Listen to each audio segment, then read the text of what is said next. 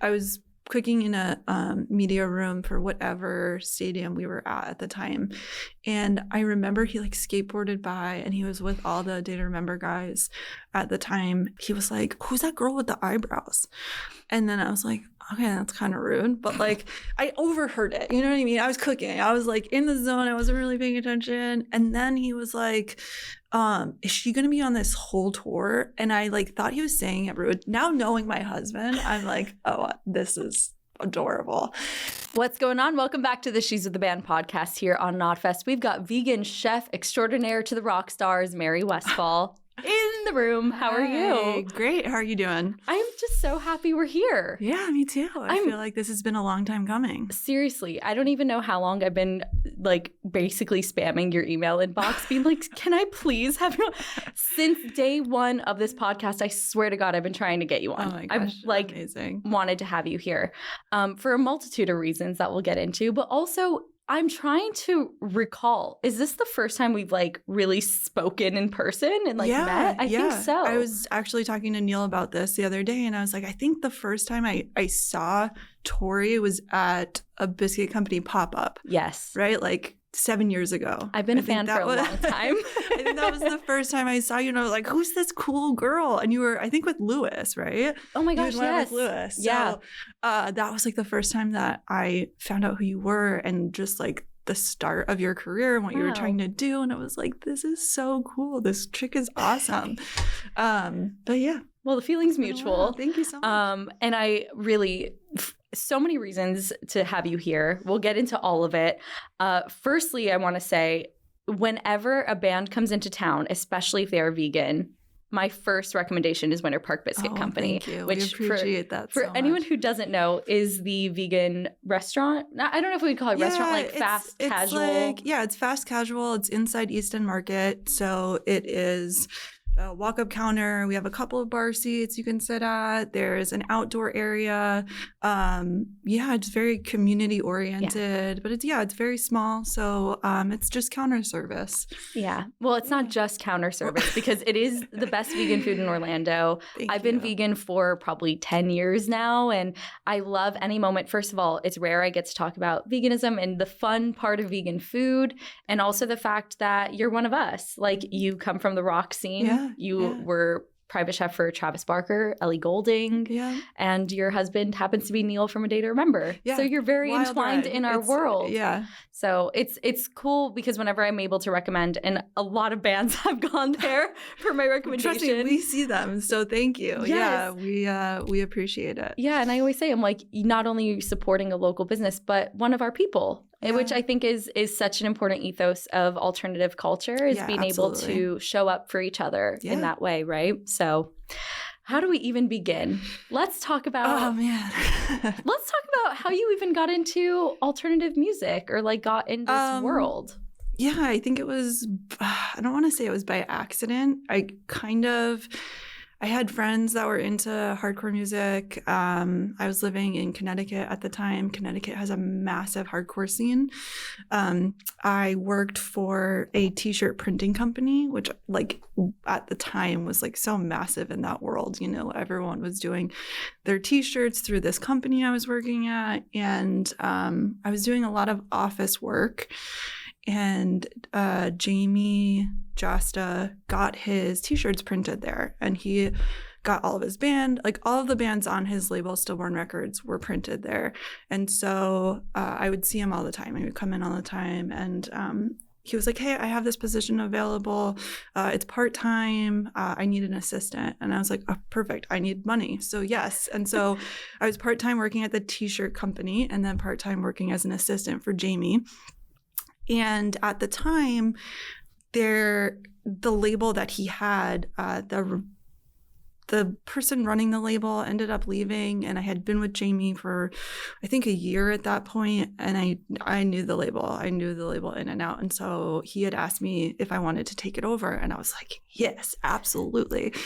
And so I I got into the world that way, through work, basically. Yeah. Well, first of all, I think anyone listening to this podcast is a Knotfest Hatebreed fan, and we're all just like, that's so sick. It's so cool. And looking back now, cool. I don't think I knew how cool it was at the time because I knew who Hatebreed was, and as I got to know Jamey, I just knew that he was an incredibly hard worker. And so even outside of what he's accomplished musically with Hatebreed, like just his work ethic is insane. Yeah. Insane. So for me, that was like an incredibly good, like first big girl job for me, you know? Like, I mean, how many people can say that like one of the best doing it is who taught you, you know? Yeah. And yeah. Yeah, well, it's one of many very big girl jobs that we're to follow, which we will so get into. But even just thinking about how you sort of like happenstance ended up in this scene, did you end up finding any artists you enjoy? Like, what's your stance on the music now? What do you listen to? I'm just curious. I listen to K-pop Demon Hunters and Super Kitties. I listen to anything my kids want to listen to at this Life point. of a mom. Or their dad's music. I mean, we listen to a lot of A Day to Remember. Like, my kids love listening to their dad and Uncle Jerry. They always say Uncle Jerry. So they love that. Sweet. But that's what we listen to. I am kind of like out of the loop on new bands. So like you introducing me to new bands is like the coolest. I'm gonna like go home and go on Instagram and look them up immediately. But I just saw Boundaries for the first time. They were touring with A Day to Remember and they were incredible. So I feel like if there's any like new band that I've been listening to, it's Boundaries. Yeah. No, I totally get that. Although I'm not a mom myself, my mom ended up just adopting my music taste. So now she loves like Bring Me the Horizon and stuff. That's incredible. I get it. And I hope your kids end up having just like the sickest music taste. And then that's a fun part of the plot. Yes, I think they will. I mean, clearly listening to A Day to Remember at what, 4 years, 2? 4 and 2. Yeah. 4 and 2. They're off to a good start. Yeah. Oh my gosh. Absolutely. And my husband even more so. He'll listen to whatever with them. He'll show them plethora of things. So yeah. Which shout out to Neil for being the reason we're here as well. I know we talked about this off camera, but like it's something that I wanted to talk about on the podcast because he was so adamant about. I mean, I've been out of the industry for like 10 years now, so I was very hesitant to like come and talk on behalf of being in this industry because of that. But I think it's really important that people from the past and the present tell their stories and get women in this industry to do this and, you know, tell them that they can not only do it, but be successful at it, you know?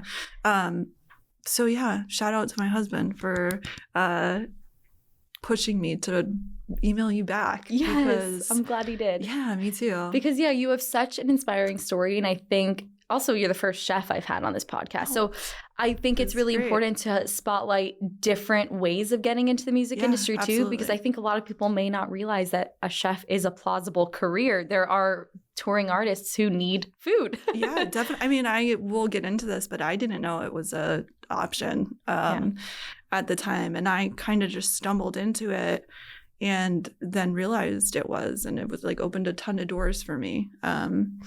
Because like I said, I started working at a record label in Connecticut. And then from there, got a job opportunity in Baltimore and at an indie label. And then when I was there, I was like, oh, maybe the music industry isn't for me. And I think for me, just that side of it wasn't for me. Running a label, it's just not something that I really wanted to do. So when I left that label, I was like, man, I need to figure out how I'm going, like what I'm going to do with the rest of my life, you know, something that's going to make my parents proud, something that is going to fulfill me as a person, you know? So yeah. Yeah, I mean, I feel like I already want to just dive straight into how you ended up a personal chef, but I feel like I don't want to neglect the amount. Yeah, sorry, you have so much lore that I literally, you might have stumped me a little bit for the first time of the podcast guests. I'm like, I have so much I want to ask you. I just want to ask all of it. I'm ready. Well, let's start with, what is the first sort of dish or memory that you have involving food that made you even realize cooking was something you enjoyed? Because it wasn't something you've just always loved. Like it was something, anyways, I'm not going to tell your story for you. I just get really excited. It's not a dish that I made that made me feel like, oh man, I like want to get into cooking. It's this chef in Baltimore. It was like my 22nd birthday. She made this like risotto I was not vegan or vegetarian at the time, but she had made this like rabbit risotto or something. It was like not something I would normally get. Obviously not something I would get now, but I was like, hey, can you have the chef come out so I can talk to her and like thank her? I've never done this in my life. I don't know what I was thinking, but I was like, this is so good. I need to thank the person that made this. Her name's Chef Sajan Price. She actually is in New York now, but at the time she was living in Baltimore, and she came out and she's like, yeah, I'm actually a vegetarian. I like don't eat this stuff. I like just make it. This is my job, whatever. Like I have to make it for work. But I would love to like make, you know, vegetarian dishes full time. And we became super close. I'm like, wow, you're like the raddest woman I've ever met. You're like this executive chef, and you're like, your food is incredible. Like, and you're vegetarian. Like, how does that work? Like, are you tasting? I had so many questions, and I was just so curious. Fast forward through a bunch of months, maybe a year later, we became roommates. And so she would get home from work really late. So I started making her vegetarian food. And then when I moved out of there, I ended up getting a job as a nanny in Baltimore, which is a completely another story. It's kind of wild. Even like the small odd jobs that I had. I don't know if you remember the show Ace of Cakes. Oh, do I? Do you? Okay. I so this love story Food is Network. Wild. Okay, perfect. So when I lived in Baltimore, I became a nanny, and this is kind of how I started cooking vegetarian food. Is the kid that I was nannying for was vegetarian, but the family that I was nannying for was Mary Alice, who was like the cake shop manager on the show. She was the mom of the family that I was cooking for, and she encouraged me to like keep going with it. I was making her kid vegetarian food. She was like, "Oh my gosh, you need to like do this. You need to like pursue this." And so Instagram had just started. I think there was like a handful of people cooking food online at the time, which is wild now. It feels like a different life, but it's not even that long ago. It's wild. Crazy. It's wild how much it has grown since then. Yeah. And she was like, yeah, you need to, I think this is something you need to pursue full time, put out a cookbook, like do like just like bigger things than I could ever imagine. She was such a dreamer. That's amazing. And yeah, it's amazing to have someone putting those thoughts in your mind. Absolutely. Yeah. And I think she loved the idea of like me working for myself and just like being a woman who had control of her, you know, career. Mm-hmm. And so she really pushed me to do that. And then I came out with a cookbook after I'd started my Instagram account. Plug it. What's it called? Well, now it doesn't exist. At the time, it was Nom Yourself. Yeah. And we'll get into why that had transitioned. But yeah, I had started Nom Yourself. It got like very successful very quickly. I was posting like 5 times a day. Everything that I made, I posted. Everything that I ate, even if I failed at it, I posted it. And I think that's what resonated with a lot of people. I was posting the things that I had mistakes with, I was messing up on. I didn't know how to cook. And so it was a very like, oh, she's just like us type of situation. She's like, you know, she's failing at cooking too. And it was really nice. It felt like a community. Mm-hmm. So the cookbook that I put out, I think I printed like 100 copies, and it took a very long time to make. I mean, it took like a year to make because I was like, I don't know what I'm doing. I'm trying to figure this out, you know. And that cookbook ended up on someone at Penguin Publishing's desk. And so during that time, there's like a lot to go through. But during that time, I was hit up on Instagram by Ellie Goulding, and she was like, hey, I need a personal chef. Like, what are you doing next summer? And how does Ellie Goulding find you? Was she just a follower of your page? Yeah, she was vegan at the time. So cool. And yeah, I think she's like very into I surround myself with females that are very strong individuals and very, maybe not even, I think career oriented is the wrong word to use or the wrong saying to use, but like they're very driven into like female focused careers. And she she like gave me my first personal chef job. But before I could even go on tour with her, I went out to LA to talk to a rep about the cookbook from Penguin Publishing. And I got hit up by someone, an actor, who I can't say who it is, but I made a joke on Twitter a really long time ago. Actually, I'm just going to say it. So I made a joke on Twitter, and I said, it's a Ron Jeremy Piven night, because Ron Jeremy and Jeremy Piven were at Crossroads, which is like my favorite vegan restaurant in Los Angeles. Yeah. So good. And I was like, this is a stupid joke, but I'm going to post it anyway. And Jeremy Piven's assistant hit me up and was like, hey, he's shooting a movie. At the time, it was Entourage, the movie. And so I was like, I haven't even like done this personal chef job with Ellie yet. Like, I don't know what I'm getting myself into. Should I be doing this? It was a lot of like second guessing myself, you know? And I was like, well, we'll find out. Well, you know, why not just do it? And at that point I had really been trying to make creative vegan food that wasn't boring, and I think that that's what everyone wanted that was hitting me up, being like, hey, come cook for me. So I went and cooked for him for that movie in New York, and then Ellie was like, okay, the tour's starting in like 2 months, like come on tour.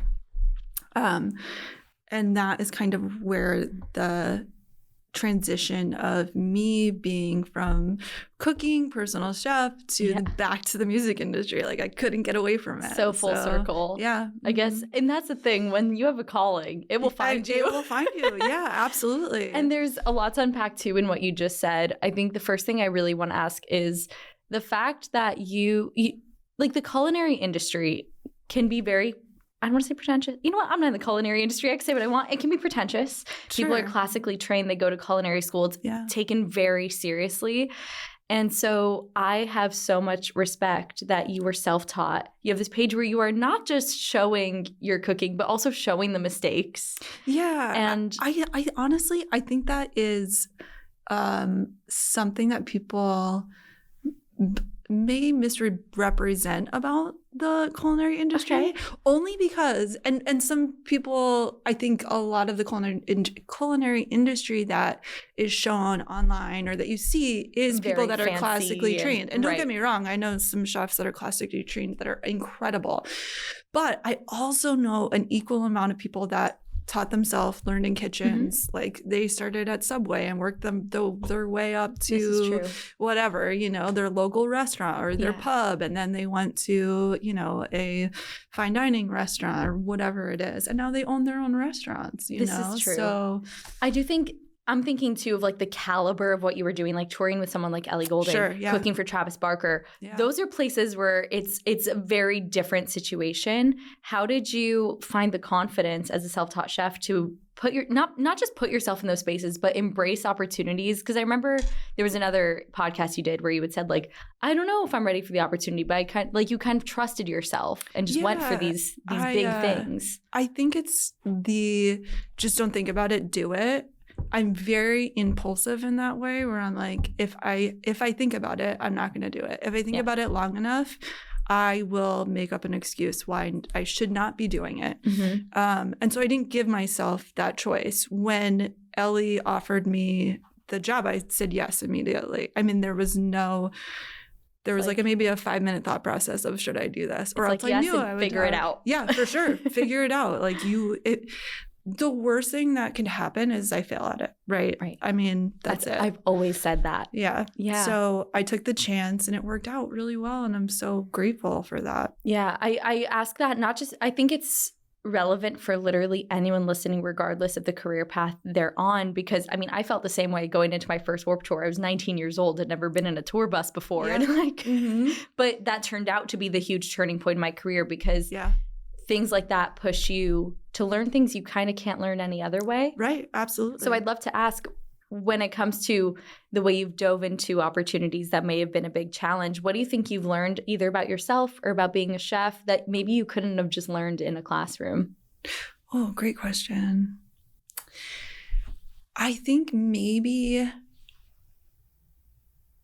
the feeling of failing and getting over that, I think you can learn that in a classroom, but there's really like someone being disappointed in you, on like another level, not a teacher level or whatever. This is like a client being disappointed in you, and then you go on to like live another day. You know what I mean? Right. Like it doesn't define you. It doesn't mean that like, the world is ending. No. And that for me, I think I could have only learned that very early on just by doing, Yeah. Well, yeah, it doesn't define you. What defines you is how you react to absolutely. That, right? So whether you kind of learn from the lesson or improve, or if you let that literally stop you from any other opportunity, that's the defining factor. Yes. Not the actual failure. So wise words. Yeah. And I like what you said too about just the range of people that work in kitchens and are in the culinary field. It's very true. And I love that I've noticed in so many different ways that music and food go hand in hand. And you see a lot of the same ethos you had mentioned in another podcast of like the misfits coming together, the tattoos, the alternative culture, like that so exists in the culinary field. What do you think is the correlation or why those two worlds go hand in hand so well? I think now a little different because I feel like there's also the like rock star mentality of being a line cook, a chef, or How so? Excuse me. I mean, there always has been, because I feel like it is such an alternative world. You're working 60 hours a week, 80 hours, like people are just literally dying to be in the kitchen.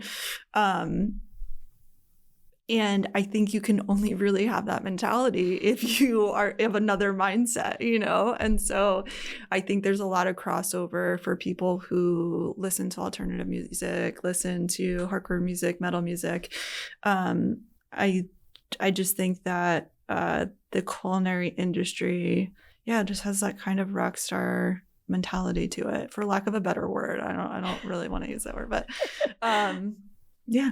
Yeah, no, I get it. And even I'm going to go a layer deeper too, because I think about how I learned about veganism. It was at a music festival. Yeah. Like PETA had a presence at all these music festivals. You think of artists who have been so outspoken, like AFI, Earth Crisis, Never Shout Never. Right. It's all over the place genre-wise of artists who have advocated for animal rights, veganism, and that's maybe also kind of part of I don't know if it's rebellion or just like standing up for something. Right. But as somebody who also dabbles in both worlds, what is your perspective on the intertwining of veganism and music? I also think it's just that people, you know what? I don't know. You might have stumped me. That is like such a good question. How did you learn about veganism? What was your entry point? I learned about veganism kind of through music. I mean, another side quest of mine is that I sold merch for Shai Hulud for a little bit. And PETA was on tour with them at one point because Jeremy from Comeback Kid is vegan, been vegan for years, and he had PETA come out on tour with them. And that was the first time I had really heard about veganism. Obviously, at that point, I had heard about vegetarianism. I've had ex-boyfriends that were vegan. There was very random people throughout my life that have introduced me to vegan, and different layers of veganism, raw vegan, junk food vegans, all across the board. Yeah. There are many subcultures of veganism. Yes. Yeah. 100%. And so where do you fall in the veganism subculture? Junk food vegan. You are a queen of the fried chicken biscuits. I love vegan junk food. Yeah. I do. I mean, I also was a kid that didn't love vegetables growing up. I've come to love them now as an adult, and especially being vegan, I feel like when I was cooking for myself, 5 times a day, trying to figure out how to cook, it was a lot of vegetables. Because at the time, there was no Gardein. Right. I think there was Eve's. Tofu. There was tofu and there was Eve's, which I think it just closed. The Eve's deli slices. Yeah. That was it. I was like, I'm going to make the sickest sandwich. And then you've like had 500 of those sandwiches. And you're like, now what? Yeah, exactly. Now I'm like deficient in every nutrient. Yes. And I'm just like trying to create new condiments so it tastes different, you know? So I think that I love bread. I love anything battered and fried. I love, you know, all of that. And to me, I think a lot of people, especially at the time when I first started cooking, a lot of vegans had stayed away from that. A lot of batter had egg in it. So like even vegetables that were fried, you couldn't eat at restaurants. So I'm like, no, there has to be a way to make this vegan. So it was a challenge, you know? Yeah. And at the time that you started your pop-ups as well, I got to say, it was revolutionary. Like seeing a fried chicken biscuit, I was losing my mind.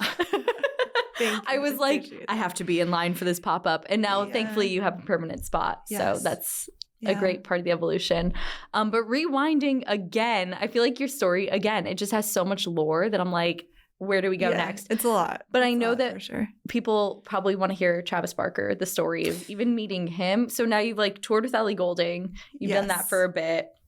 How do you go from pop tour, rock tour? Yeah. Oh, my goodness. I actually don't really remember how Travis and I were put in contact. I mean, I think it was through a mutual friend. Yes. Okay. So our mutual friend, Tony Canal, who is the bass player of No Doubt, he introduced me to Travis's assistant, I think, and was like, hey, he's looking for a personal chef.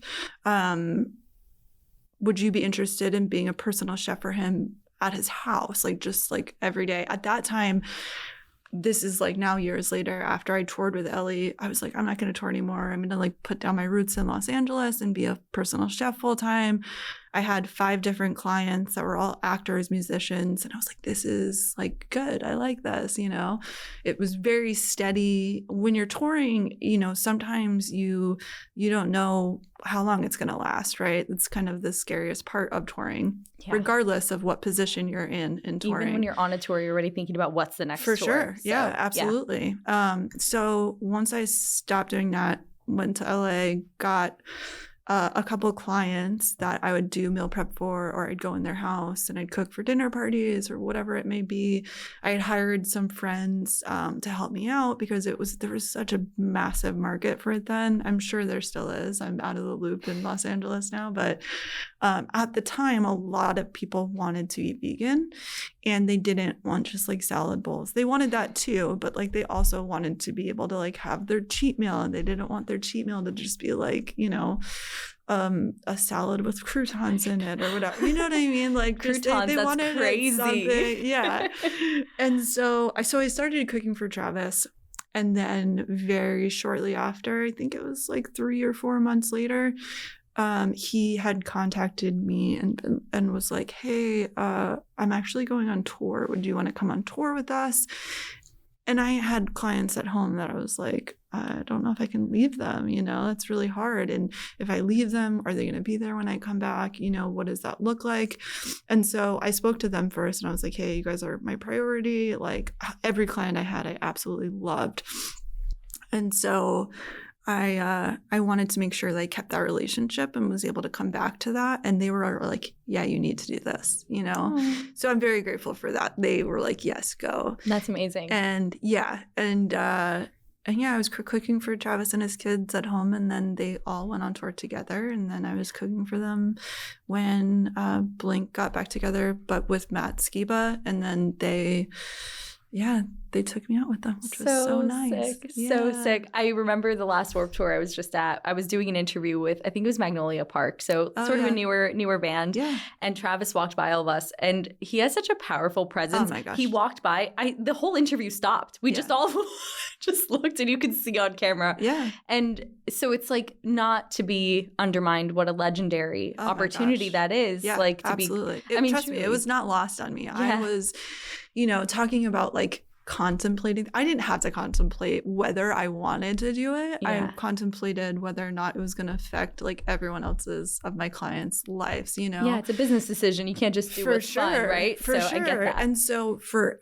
him though, it's not just that he's like this legendary drummer. He's one of the greatest people I've ever had the pleasure of knowing. I mean, he is hands down like the kindest, just generous, one of the most generous human beings I no, which is pretty incredible that you could be so talented, so successful, and still be just like a nice person, you know? I think that's a really hard task. Which it shouldn't be, but it is. Yeah, I mean, because you get to a certain point, I think like reality is just, you know, kind of lost on you sometimes in those situations. But for him, it wasn't, you know. That's great to hear, especially because I'm so many people look up to him. And it's one of those like don't meet your hero situations, but like this one we can meet. Yes, and it's I would be say if you could meet him every time, like you will not be disappointed. He is just the coolest. Yeah. And I did hear in that other podcast you did, you were talking about like the logistics of being a touring chef in itself is so wild. Yeah. Like having to, wake up super early,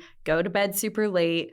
Yeah. Every day is a different menu. Where are you getting groceries? Where are you cooking? Yeah. These are all very real things. Mm-hmm. Did you find there was a difference in touring with Ellie versus touring with Travis, or like the different genres and different places that you were? What was that all like? Yeah, for sure. I mean, there is very different things about pop music versus rock, pop punk, a band touring, and a singer.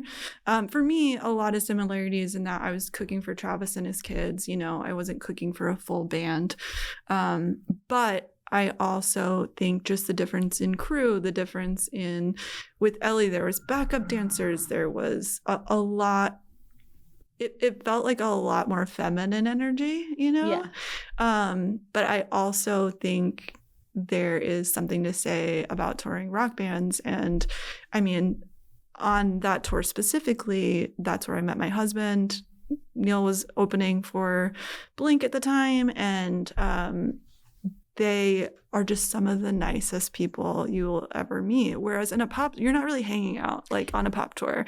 It feels a lot more closed off, doesn't it? Yeah, that's what I've noticed at least. Yeah. And with Blink, everyone was in the courtyard every day hanging out. You know, it was like a very different vibe. Yeah. With Ellie, it was more like, let's all go out to dinner, and that's, you know, just different. Yeah. Like putting up a kitchen every day in both of those scenarios, same. It is hot out most of the time, especially for touring in the US. It is because touring is usually in the summer. You're under a tent, but it's just like consuming the heat that you're creating. And so it's a lot. It became easier as time went on, but still, like, there's just things you have no control over. The weather. If it was raining, I'm still out there, you know, I'm still cooking under the tent. And then there's always the struggles of equipment breaking. What do you do when you just have to think on your feet? I mean, you have no option. Like, everyone has to eat. Thank goodness I've had clients that are very forgiving in just natural disasters happening and things that were out of my control. Yeah. But for the most part, we handled things pretty good. I'm glad you're spotlighting this, though, because I think people have a really funny idea of touring. Yeah. And it is, I'm sure there's moments of glamour. These are huge tours, great artists, but it's a lot of really hard work. And also, absolutely. I think it's common knowledge you kind of have to suck it up because you'll be the first off the tour. Mm-hmm. If you're killing the vibe and just complaining about your work and not getting it done, you're off. Yeah. And I also, there is something to be said about that and being a personal chef, too. Being a personal chef, you could be a pretty mediocre cook and cook things for people. A lot of people, they just like want to eat the same thing every day. We're creatures of habit. Mm-hmm. If they like something and it's good, they want to, you know, eat it consecutively. But I also think that like personal chefs are 50% being able to be in an environment with someone and, like you said, like not kill the vibe, not be a stick in the mud, and just trying to be neutral in situations, which is hard for us as humans. And so to stay neutral, like that was a main part of my job. Yeah. Like this isn't my business, or this isn't something that I need to involve myself in, or, you know, whatever it may be, is being able to be in someone's space. Yeah. And that's an overarching lesson for any touring position. Yeah, honestly, absolutely. Probably most jobs, really. Yeah. But yeah, that's why I've heard so many bands do hire their friends or hire people they know, maybe even over somebody who's extremely qualified, because you have to live together, you have to be in close quarters together, and get through some really tough stuff. So it's good advice, good reminder. Yeah. Well, I know you've said most of these artists are maybe creatures of habit, eat a lot of the same things. I know you've got NDAs, so you don't have to say names. But what's kind of the craziest or most off-the-wall things that your clients have asked you to cook? Or maybe like new skills you've had to learn on the fly because of something interesting you've been asked to cook? Yeah. Because I'm sure you have to wing it quite a bit. I would say, I won't name names, but it was a client I was working for in Los Angeles. She's an actress. She's incredible. She was having a dinner party one night, and I had like everything set out, made already. This was like 10 minutes before everyone got there. Oh boy. One of the guests arrives, and it's an NBA player, and he wasn't vegan. And so he came in the kitchen and he's like, hey, can you make something that's like not vegan? And I'm like, actually, no. I mean, and it wasn't even like, I wasn't trying to be disrespectful or whatever, but like he was like so charismatic. He's like you could tell he's a very hard person to say no to. I was like, I'm so sorry. I feel like you're gonna like this, you know? Like I was like, I feel like this is gonna be an okay dinner for you. I know you're a little worried about it. He like hadn't really had vegan food before. Thank goodness I crushed it, because this guy would have never gone to another vegan dinner again in his life. But that was like the only time where like I've been thrown off by someone like requesting something, or, you know, other than that, no one's ever done that. But a lot of chefs cook vegan food, you know, so I think he was just like, oh, you're not just a chef, but you're a chef. Will you cook me something that's not vegan? That's very cheeky as well, because you weren't vegan. His chef either. Yeah, by the way, he was like, I have a request. It was very, very nice about it, but also I was like, I can't do that. Sorry. And he was like, okay, fine. And that's, you know what? There's something to be said about that, though. Of like sometimes you get pushed or challenged by people in power, and you have to kind of stand your ground. That must have been a tough situation. I think it was at that time I was like kind of at the top of what I was doing. So I had no problem saying no, especially because you're right. He wasn't my client. The host was, and she's vegan. I don't need to, you know, make this guy happy. Obviously, I hope he likes the food. But other than that, like my job is to make sure that she's happy, you know? And so she was ecstatic and he was ecstatic, so it turned out being fine. But I think that is how most people think about vegan food. They are like, oh man, this is vegan. Not now. I this was a while ago, because I do feel like the rep of like vegan food, obviously there's so many great chefs out there that cook amazing vegan food now, but there really wasn't back then. So there was still a stigma behind it, and he was, you know, only heard of the stigma. You're right. When I first became vegan, it was a very different reaction. Now nobody bats an eye at the fact that I'm vegan, but back then it would come with like a million questions. Yeah. What is one thing that present day you want to debunk about vegan food? Is there anything that you feel you want people to know about your cuisine and just like veganism in general? Yeah, I think the main takeaway now for veganism is that like it's more accessible for more people. I'm not going to say all, because I don't believe it's accessible for all people. But I do think a lot of people have access to vegan food, and it is just as good as non-vegan food, whether you're looking for nutrition or taste, whatever it may be. I do think there is really good alternatives out there for it. So that is a myth that I wish people would stop, like, you know, pushing, is that it doesn't taste good, it's whatever. I mean, like, there's still memes online about like, here's your vegan food, and it's like a bowl of ice, and I'm like I get tagged in one at least a week. It's like, it's wild. You know what? You'll appreciate this. So I was in Italy for a vacation over New Year's, and it was supposed to be like the fancy meal of the trip, right? On like New Year's Day, and they bring me a vegan dessert, and it was, let me set the scene, a bed of lettuce with lemon sorbet on top, little bits of celery, and an olive oil drizzle and black pepper. Honestly, that sounds good. I don't know. It's like, I don't know if that is like the Mary, please. I don't know. I mean, it's either a line cook like was like, she's vegan, I'm gonna make this funny. But honestly, you saying that, I'm like, ooh, I'm gonna try that and see if it's good. Look, it wasn't bad. Okay. But so you know it wasn't that great. But you have to understand, when I'm like dessert and then I get a bed of lettuce, I'm like, oh dear. I mean, the lettuce is a little much. I don't know. And it's celery? like putting the whatever. But celery with a sorbet. What sorbet was it? Lemon. I don't know. That sounds kind of good. With olive oil and pepper? Yeah, I don't know. Okay. We might put this on the menu at the Biscuit Company. You're not not selling this right now. It kind of sounds great. Okay, please, whoever, I need someone to back me up. If you're listening to this and you also agree this is nuts, please comment. I'm gonna do a poll. Sans the lettuce, I'm gonna make this and I'm gonna see if it's good. You please report back. Okay, I will. I don't think you'll hate it. It's not bad, but it's like, man, a brownie would have been nice. Well, yeah, of course. I mean, if you're comparing it to a brownie, but that's what I mean is like we've come so far. When was it? Was this like last year? Oh. Okay, well maybe, And they had made me like a vegan mushroom risotto beforehand. Like they knew what they were doing. Yeah. So I don't know what. Also, I feel like maybe they're just doing with what they have, you know? Maybe you're so loyal to your fellow chef. Look at you. I just, knowing the industry, there's only so much we can do. You know what I mean? And I'm not dissing it. I didn't say it was bad, but I was just like, man. Yeah. Man. Yeah, that doesn't sound like, a chocolate sundae, but like. No. But I got something, and you know what? As a vegan, sometimes you're like, thank God it's not a plate of like salad or French fries. Yeah. So I do have to commend them for that. I will give credit where it's due. Yeah. But I really want to know, if you're listening, chime in on if you would eat my lettuce, celery, lemon sorbet dessert. All right.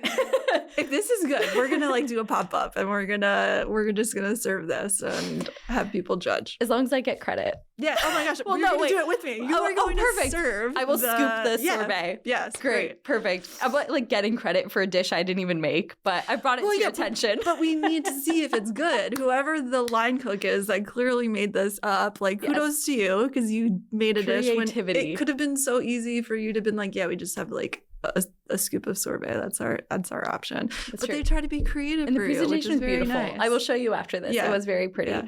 And you are known for doing your seasonal items at Winter Park Biscuit Company. Yeah. So whatever season you feel that fits, let's go. Oh my gosh, absolutely. That would be great. Amazing. Well, okay, getting us back on track because I've derailed us so completely. Another thing that I think is so fun about your story is it seems like everything is right place, right time, like just unravels so serendipitously. And I love hearing when things like that happen. It just makes me light up. However, it's not luck. I really do think it's luck is when preparation meets opportunity because you were ready, you were willing, and you worked your butt off as a chef to get to these places. So that's also not lost on me. But what advice would you have for young women who want to sort of create these once-in-a-lifetime opportunities or have a career that can unravel in such a way? Yeah, I think you're right about everything but the ready part. I think when these opportunities arise, I don't know if I was ready, but I did it anyway. And I think sometimes you just have to take that chance. And I think people are willing to take a chance on you if you're a hard worker, because not everything has worked out in my favor as far as my career goes as a personal chef. But I do think that people that I have worked for took an opportunity or took me under their wing to be like, hey, like, you fucked this up or messed this up, sorry. Yeah, but it's fine. I'm like, let's work on this. Let's learn like how to do this correctly. Let's, and not everyone's going to give you the opportunity, which is where you're going to see that like you can fail and fail miserably and you got to still get up and do it again, but there are the people that are going to be like, hey, you messed up. That's okay. Yeah. Like, let's work on this. And that response of what can I do better? How can I improve? I think that's also such a key, especially because now I work in PR. That's my day job. And sometimes I have interns and I look for interns. I don't care if you know everything, but are you willing to learn? Right. Like that's so much more helpful than someone who's just stuck in their ways. Yeah. And if you're a hard worker, I mean, I was waking up at 6 a.m. on tour and working until loadout, sometimes that would be midnight. Like that's a long day. And so that's not for a lot of people. And if you're willing to do that, especially in this industry, it's really hard to find good people that want to work long hours and be able to have all the things. They cook good. They are okay in like mixing themselves in such a personal space. Being able to be on the road for a long period of time is incredibly hard. You miss your friends. You miss your family. Yeah. And even the etiquette of knowing how to act around musicians, act in a touring environment. Like there's a lot of different people in that space and there's sort of a way to be, which for sure. I mean, that's like their house, you know, exactly. They're living there. Their tour bus is their house. Their backstage is their house. I mean, this is what they know when they're on the road, being away. It's their, you know, it's their personal space. Yeah. Reminder to fans that knock on the bus doors of bands, buses, that is their house. Would you knock on someone's house? It is their house. Yeah, it is definitely their space. And I think a lot of people would really appreciate just like a little respect for that, you know? For sure. Well, for anyone who's maybe in the culinary field or wants to be in the culinary field and is also like, I want to tour, I want to be in music, what advice do you have is maybe like a way in? Because your story's so unique that's sort of like hard to replicate, but now you know a lot about this. But also space. Not really. I think that there is a lot of people cooking online now that are personal chefs, and they're showcasing that, and they could easily get into this field. However, if you are not an influencer personal chef trying to do this, there's a lot of catering companies that tour, and you can go that route where you get a job with a catering company and then you go on tour. Maybe it wouldn't be a personal chef like working directly with the band, but it's like working for the crew or, you know, cooking for the crew. Like that is a massive job as well. Yeah. I mean, hey, every festival I've gone to, first of all, shout out to Tada Catering. I know y'all are listening at Warped Tour, but there's, so many great catering companies, and some of the best food I've ever had has been at festivals, and somebody's got to make it. Somebody's got to be there to do the job. So 100%. And you mentioned this earlier, but let's loop back around to the story of how you and Neil met, because so you met on the Blink-182 tour. We did, yeah. What is the lore of how you met? And also then, how do you know he's the one? So that's all so sweet. It is so sweet, because at first I was like, I was cooking in a like basketball media room. This just goes to show like the weird places that you have to like pop up a kitchen. Right. I was cooking in a media room for whatever stadium we were at the time. And I remember he like skateboarded by, and he was with all the Day to Remember guys at the time. And he was like, who's that girl with the eyebrows? And then I was like, okay, that's kind of rude. But like, I overheard it. You know what I mean? I was cooking. I was like in the zone. I wasn't really paying attention. And then he was like, is she going to be on this whole tour? And I like thought he was saying it rude. Now knowing my husband, I'm like, oh, this is adorable. But at the time I was like, oh, great. Everyone on this tour hates me. They don't want me to be here. Because it was the first tour I had done with Ellie. There was like all women, you know. On the Blink tour, it was like majority men. There was like 3 other women. And I was like, oh, everyone's just like, who's this girl? Like, you know, like in our space, you kind of. But in general, I have horrible anxiety. So like anything that I overhear or whatever, I'm like, oh, I wonder if they said this, you know? And so, that was my first like spotting Neil and him saying that and being like, oh, okay, he's like, doesn't want me on the story. Yes, I don't know. I don't know what you've got this whole narrative in your head. Problem is. Like, I'm working. What do you want me to do? So now you've got beef with your future husband. Yes, we have beef with each other. And then the tour goes on. I see him like catching Pokemon outside. I'm like, oh, he's so cute. Like, he's very handsome. He's a very attractive guy. Like, immediately I thought that. And then I didn't really get to meet him. I think the first time. He has a great memory, so he's gonna like tell me that I messed this up if I mess it up. But I have like, especially after being a mom, like becoming a mom, my memory's horrible. But you have a lot on your plate. A lot on my plate. There's a lot in the mind. Yeah. But we met he came up to my tent and was like, hey, can you teach me how to cook vegan food? Oh, yeah, Neil? Yeah. You wanted to know how to make vegan food? And he'll say to this day, he'll be like, no, I really wanted to learn. And honestly, I do think it's a good line. He loves to absorb knowledge of pretty much anything. So he is incredibly intelligent. So I actually do. Now I'm like, get out of my kitchen, but like now I'm like, oh, he wanted to, like he wanted to learn how to cook vegan food, which is so cute. But that's how we got to know each other. He came in the kitchen. I would teach him how to do certain things. This sounds like a rom-com. And it definitely was. It was, yeah, for sure. Wow. So you kind of did.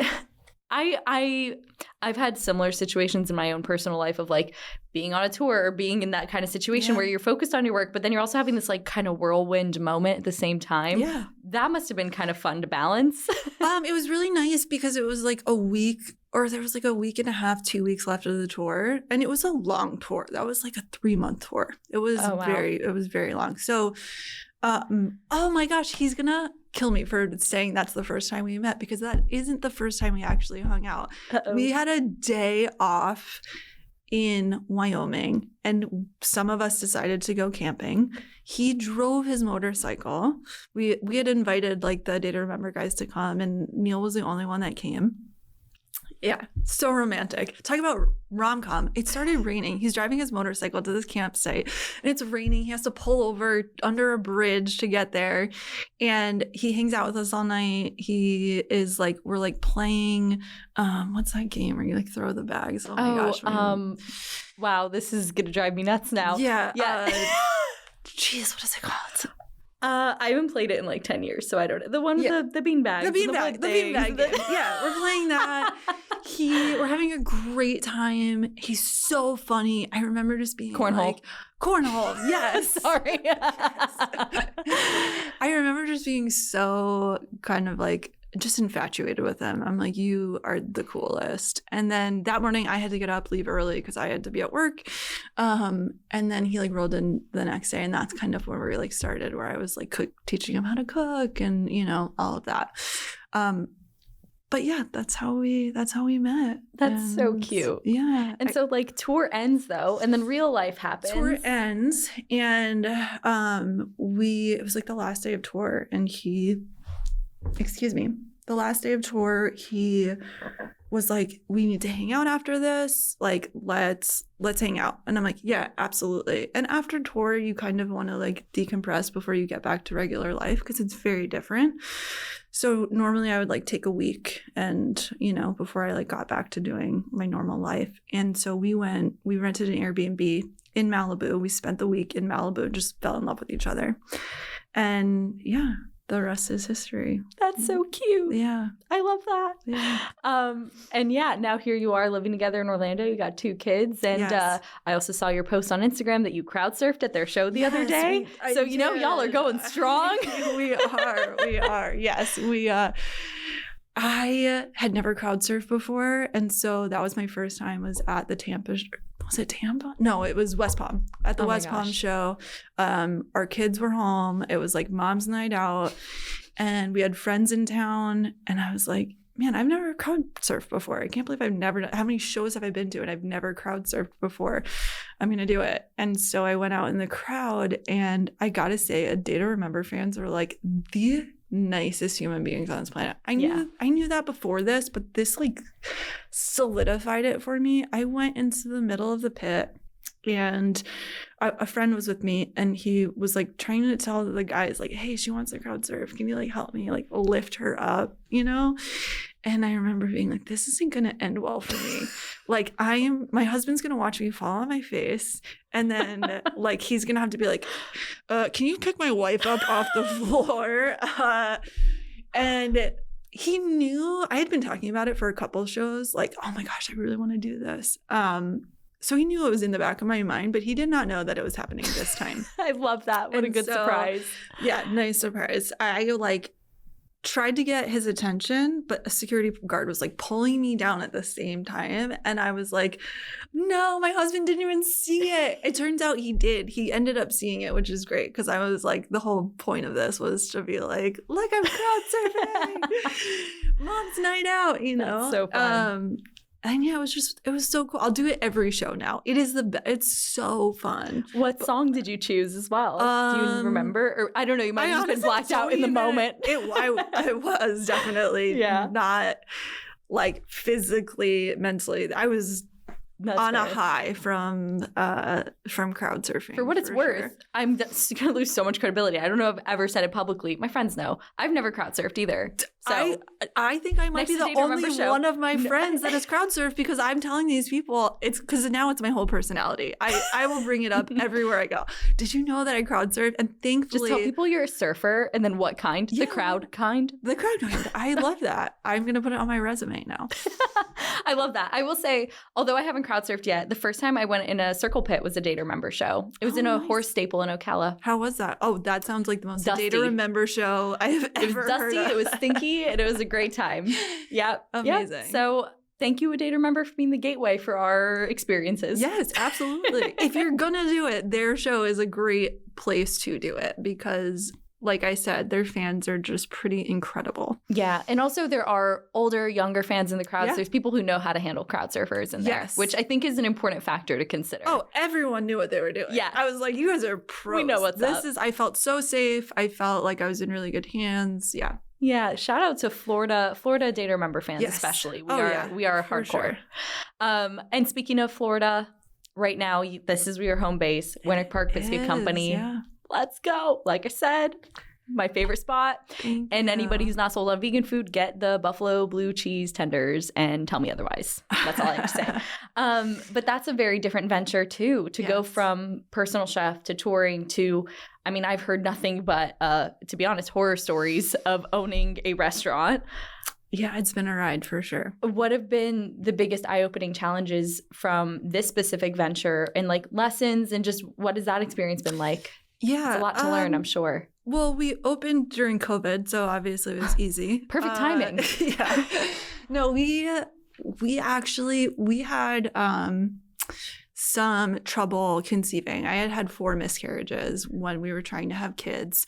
And finally I was like, you know what? Let's like not try anymore. I'm so tired, so depressed. Like, let's like move on from this.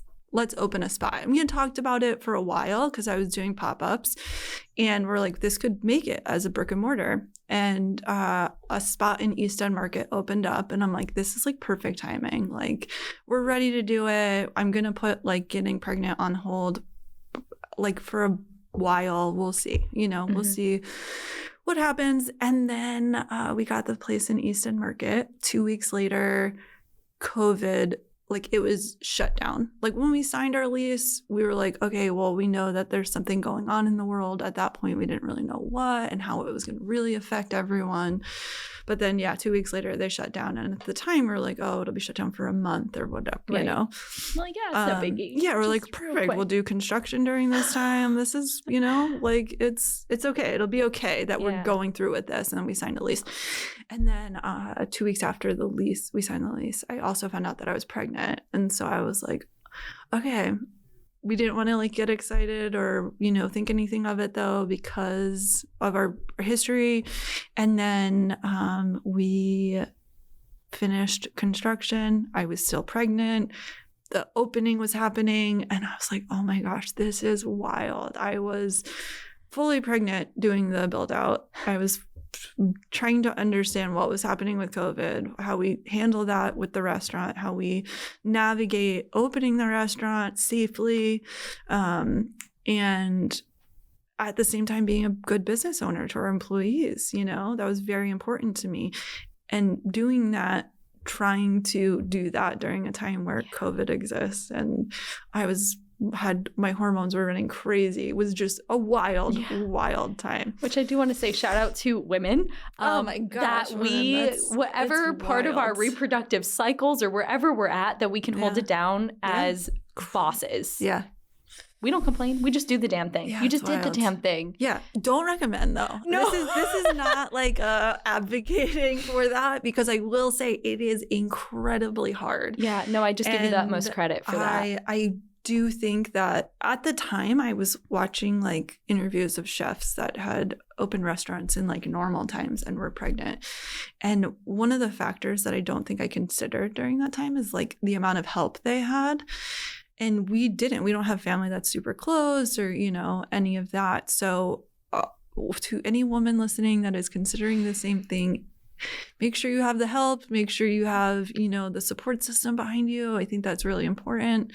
But we successfully opened the place. Damn right you did. We did it at a time where now you're like at peak COVID, you know, there's like everything's really shut down. We had to pivot to the stand 6 feet apart, to, you know, making sure everyone in the kitchen was safe too, because it's close quarters. And essentially, like, they became, you know, essential workers. Everyone was ordering food out. Everyone was like just trying to get back to some normalcy. And then I worked up until I was 9 months pregnant, and then gave birth to my daughter. And what a wild time, isn't it? Yeah.